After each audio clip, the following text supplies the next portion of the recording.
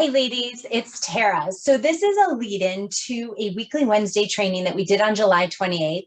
I was traveling for business and ill, and it was a combination of a number of things, but in short, I started the recording late. We are talking in this training about rest. And I highlight this at the very beginning because rest is different than sleep. We are talking about rest in the sense of awake activities that help you to restore and rejuvenate yourself, and how to incorporate more rest throughout your day, throughout your life.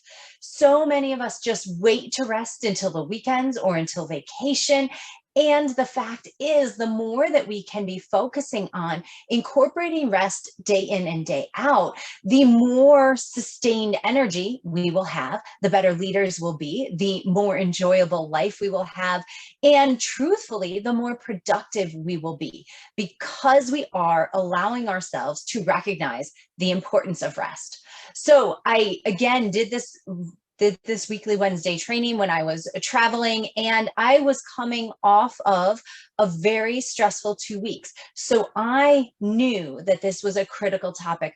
I knew and had talked to the women in this training before we got into the recording about the fact that I was deliberately blocking time so that I could rest. I'm very much an introvert. These meetings that I go to can sometimes keep me going just on the end of other people, and I don't realize how much it's depleting.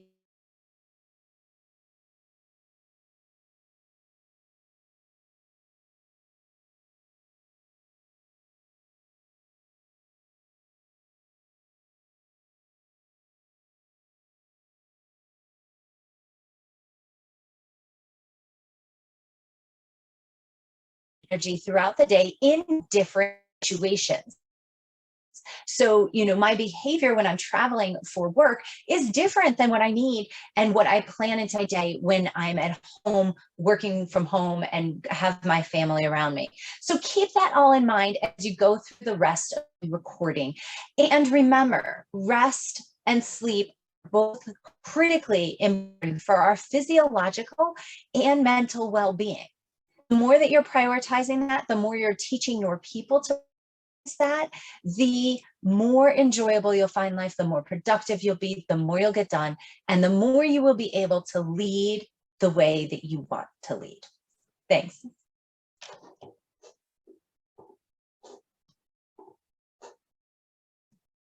Well, so we're starting the recording now. Sorry, everyone. But Yoga Nidra is an example of a way or a form of rest that's not as mainstream, right? But what's important is not so much that you find things that are not so mainstream, although I wanted to share that because I think it's something everybody should at least try. But what is important is that you think about what is restful for you, and then you try and you practice it and you see what happens. So some examples of things that may be restful for you are exercise, right? Exercise might be restful for you and it might not. Taking leisurely walks with family, loved ones, friends, that might be restful for you. It may not. Maybe you enjoy swimming. Maybe you enjoy other forms of, as I mentioned, more physical activities. Maybe you enjoy just lying down with like your legs up, right? Maybe that for 10 minutes is incredibly restful. If you think about reading, do you find pleasure in reading? If you don't, that's probably not a restful activity. That doesn't mean that you shouldn't still read and plan to read for your own growth, but don't consider it a form of rest. If you're reading and your kids are running around and your family's all around and it's very distracting, maybe that's not restful, but maybe if you take 10 minutes in your bedroom and read, that is instead restful. A lot of times with young children, you might feel pressure to like play games with them. And is that restful? It all sometimes depends on the mood of your young children. So if you need rest and they want to play, perhaps you first need to carve out a little bit of time for you to rest so that then you can play and engage and not expect that same rest and rejuvenation from that activity. Another thing about rest is that it needs to be incorporated throughout our day. It is not, and I'm not talking about the rest that we get from a nice vacation, right? That is a different type of rest. I'm talking about the rest that we can weave into our day so that we are more energized, so that we are more rejuvenated day in and day out. And that entails sometimes calendar blocking that 15 minutes, you know, that you get out of a call early and going on a quick walk. It can factor, you know, some other things that I mentioned are reading, a yoga nidra. Maybe it's very restful for you to take a long leisurely shower. Maybe you do that at some point instead of doing your quick wash in the morning or whatever, right? Think there's so many possible activities that can be restful and rejuvenating.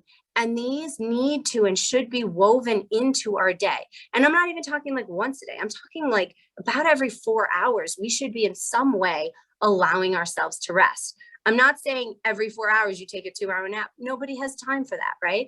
But what activities can you factor in to build in your rest so that you are rejuvenating and recuperating and not depleting yourself constantly throughout the day?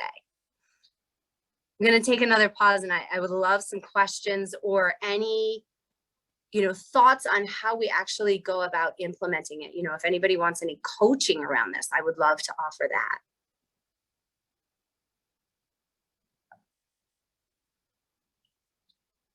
Sarah, what is the ideal amount of time to block for rest per day? Yeah, that's a great question.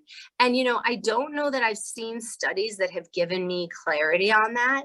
And I would harbor a guess that this also depends on every person, right? And maybe how frequent your practice of rest is. Perhaps if you are resting and intentionally resting every day, 3 or 4 times a day, maybe you only need a couple of minutes each time. But the fact that you are allowing yourself to transition to rest, to rejuvenate, you know, I would start with trying to rest about 10 minutes in the morning, 10 minutes midday, and 10 minutes towards the end of the day. And that's separate, the end of the day not being your wind down for bed. That would be separate. So that is looking at upwards of 30 minutes, you know, figuring out how to weave it in. Perhaps your rest is one of your cups of tea in the morning. You just go extra slowly and you think to yourself, like, this is my rest. I am taking some time to stare out the window, to look at nature. I am resting during this tea break. It may be that is a form of rest for you. Then maybe around lunchtime, you do a yoga nidra. And then maybe, you know, mid to late afternoon, you do some other form of rest. Maybe you take a pause to read because you do enjoy reading and you do it in a quiet space. So there are 3 examples of how you could weave in rest 3 times throughout the day. So again, as you're reflecting on your activities and whether or not you find them restful, look at when you do them, because that might also influence your feeling about them and what they do to sustain you or to provide you the sustenance. Yeah, I totally agree. I'll look up yoga nidra. I've never heard of that, so I'll look it up and see what that is about. Yeah. For me, like last night, for example, I decided that I needed some rest, and I just watched a movie, just like a silly comedy, you know, nothing, you know, too fancy. But what it helped me with is completely take my mind off of the things that have been worrying me the entire day. Yes. And that was enough for my brain to just get a pause. Yeah. And, you know, I got absorbed in the movie, which was nothing. In fact, I usually do that. If I just need something simple, funny, that I kind of like follow. Yeah. And my brain gets busy with that. Just like, you know, stops thinking to everything else. So that's, for example, what I did last night. I just needed something. I usually do other things. I go for a walk, or I do chores around the house. But when I do chores, I keep thinking, right? And yesterday I felt like, no, I really need something that just occupies my mind, and it's not even more work for my brain. It's something simple, but that it's enough to get everything else to stop. Continue. That's doing so. Yeah, I think that changes, right? It depends what it is, what I need rest for. That's an important distinction. There's so much that's great about what you just said. The first is that you knew you needed rest, and you needed a longer period of rest, right? You weren't going to feel better if you just shut down your brain for like 5 to 10 minutes. You needed a movie length rest, right? Secondly, you didn't go and try and watch a documentary that would actually upset you about the state of our world, right? No, instead you chose a light comedy or, you know, we all know what we can lose ourselves in. I have a friend that loses themselves in horror movies. I have no idea how that happens because it doesn't resonate for me, right? But for that person, that is what works, right? So, you know, it's critical that you know what you need. And you've clearly described that. You clearly know where you can lose yourself and just sort of allow your brain to turn off and enjoy entertainment for entertainment's sake and get lost in a movie. And then the third thing, you said it changes. And yes, that's key because it does change. And that's why I want us to all draw our attention to how we think about rest, how we're intentional about our rest, and how we reflect on it, because knowing that it changes also allows you to say, like, you know, I need something right now. I need something, but maybe it's not a movie today. Maybe it is a walk. Maybe it's a longer walk than usual with my family because we've got some time, or maybe we don't have the time, but F it, I need some more time with them out in nature, right? Yeah. Sometimes it's calling a friend, just sitting on the couch and calling a friend and just listening. I've done that before. And then I feel like, okay, now I'm back to normal. Yes. And you're in that example, you're talking about listening. You're not even talking about venting or sharing. Like you just want to hear a friend talk and feel that connection. And for, you know, all of our relationships, I would imagine if we think about them, some of them can be incredibly rejuvenating and supportive, even if we're the listening party. Others of them could actually drain us, right? Yeah. Even if we're the venting party, it still might be the type of person that actually drains us. So even reflecting on that is important, and knowing who those people are that you can and should call when you want to have outreach and connection and you need some form of rest. Yeah, those are great other examples. Yeah, I liked what you just said about and picking like the right friend and picking the right friend at the right time. So someone who's like going through their own stuff, like that's heavy for me. I can't, like, I'm if I need a brain break, I can't talk about your marital issues or your, like, yeah, like that. Like they just can't do that. Like that's not, at least not right now. Right. That's not a brain break for you, and it doesn't serve your friend and what they need in terms of support. Right. Yeah. I can't. So Melanie, what do you like to do for brain breaks? Because I was just thinking about this. I feel like Elisa and I were very similar. Like last night I knew I needed a break. We were watching the Olympics and there was something about that was too tense for me. I don't think that the Olympics is tense, but I couldn't, like, it wasn't what I needed to like calm down. And yeah, I did a little walk, but I think I needed a longer walk than I gave myself.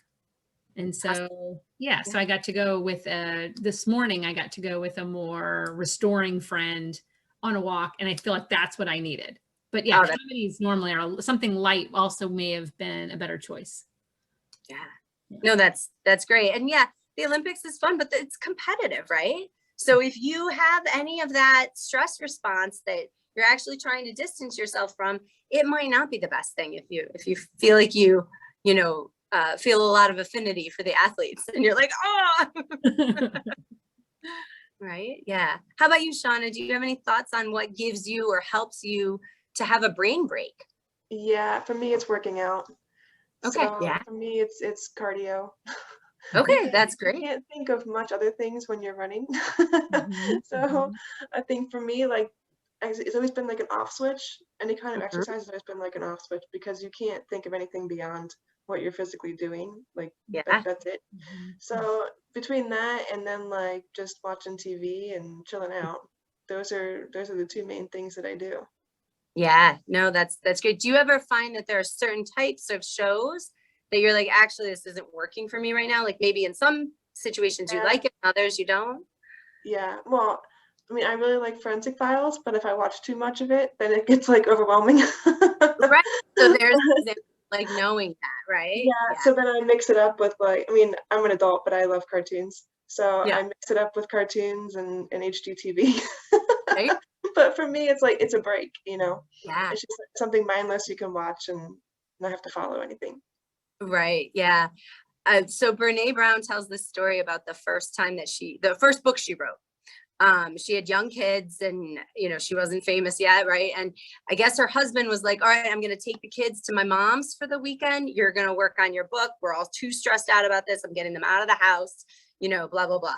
And I guess he comes back Sunday night and he was like, so how'd your weekend going? Brene was like, it was great. Watched about 30 episodes of Law and Order and cleaned the house.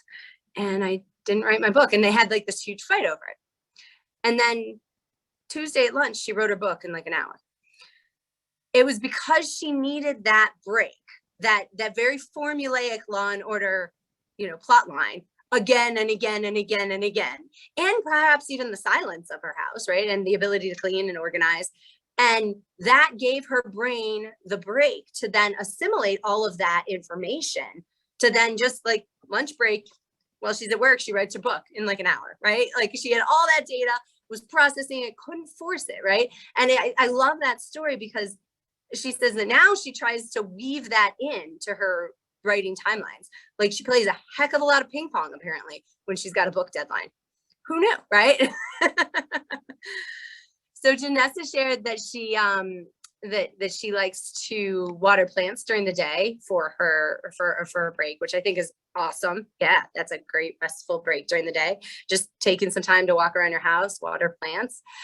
Stacy, how about you? Do you have any thoughts on what you like to do as like a brain break? Definitely getting out and walking in nature is my favorite thing to do. Yeah, no, there's something really, really powerful about nature and about allowing ourselves the ability to spend time in nature and find restoration. Yeah. And let me mute Janessa. Here we go. Yeah, Janessa's at the airport. Oh, well, no, this is so good. I'm going to send out this reflection sheet to all of you. You can use it, you know, as you're thinking about it, just as prompts, or use it to write. It really allows you to think like, what was the activity I chose? Do I feel better? And some things may work at certain times and some things may never work, right? Sometimes we turn towards numbing, right? And that could be, you know, binge watching. It could be drinking too much. It could be eating too much. It could be eating mindlessly, you know, maybe even not too much, but you just realize that you've eaten and you don't know why, right? So start to think about these things that you might be doing when really what you should be saying is, I need to intentionally rest, and think about what I need to do to intentionally rest, and start to build your toolkit of what you know is restful for you. And then start reading, because we all are watching, you know, TED Talks, if reading's not your jam, whatever, we all rest differently. And we all are going to have some formula for what works for us. And it's not going to be the same as what works for your partner. It's not going to be the same as what works for your best friend. It's going to be unique to you, and it's probably going to change over time. So this attention to this detail is really what allows you and supports you in finding rest and rejuvenation on a regular basis, so that when you finally get to that vacation, you're not crawling over the finish line to it, like so desperate for that week, right? Or even that weekend. Do you ever get to Friday and just feel like, oh my gosh, like I can't do anything. I am beat. That's probably a sign that you need to figure out how to build in more rest throughout your week.